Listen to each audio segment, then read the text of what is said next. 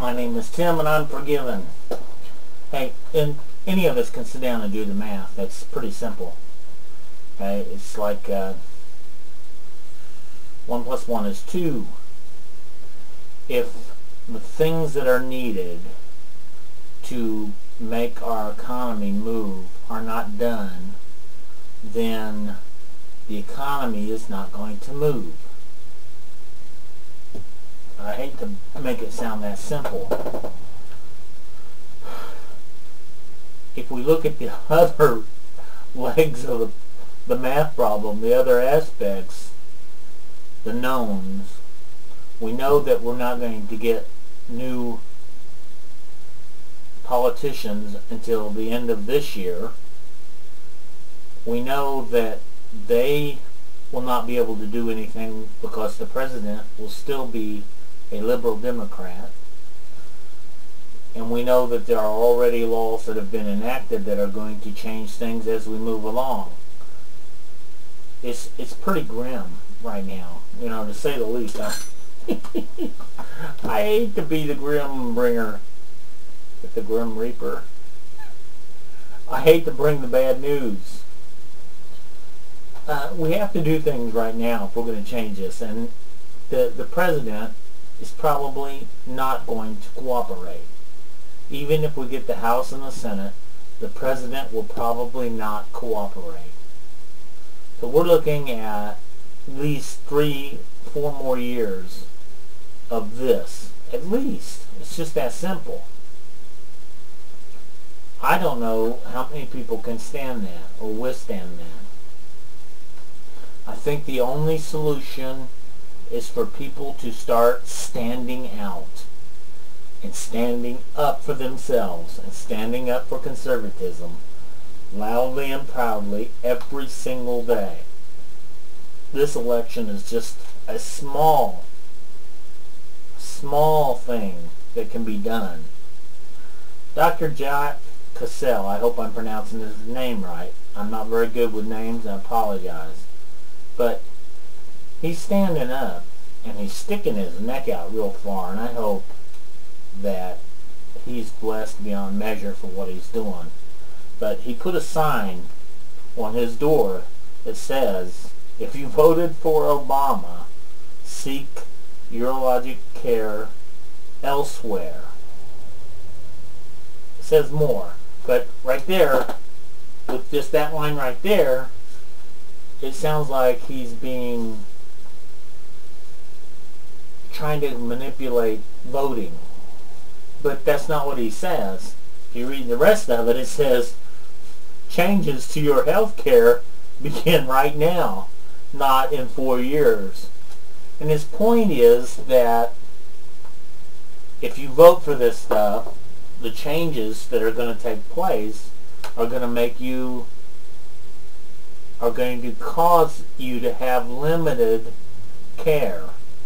There's going to be limited number of doctors, going to be limited number of places, and there's going to be a limited amount of money.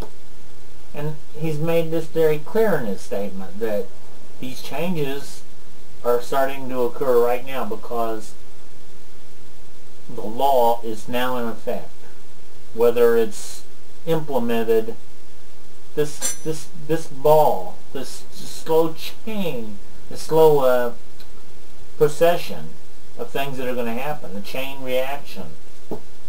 If it's slow in coming, then people they'll get forgetful and they'll get, it's kind of like when you heard of them putting a frog in a pan of water, and it's comfortable. It's not no big deal. And you turn up the heat as it gets hotter and hotter and hotter. Before he realizes he's being cooked alive, he's cooked alive. We've got to understand this, and this is a very important thing. This is why I'm emphasizing it over and over and over again. We cannot forget what's going on. We cannot forget what it does. We cannot think that it's not that big a deal. We've been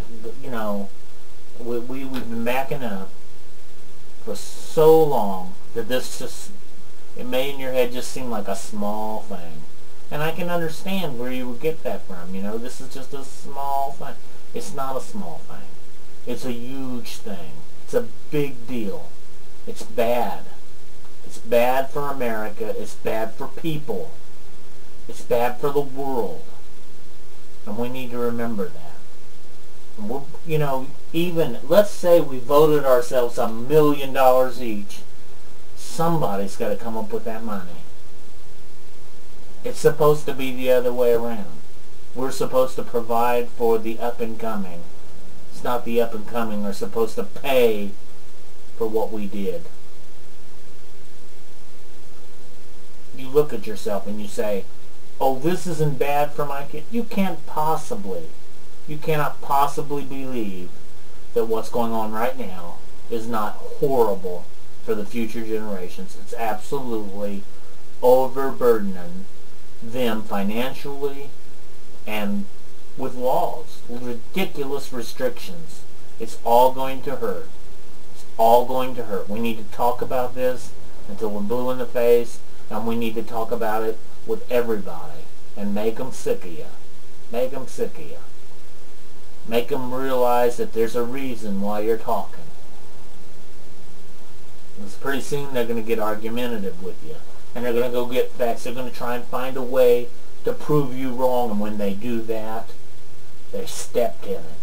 When liberals start to defend themselves, when they start to find out ways, they either get more bitter or they step in it.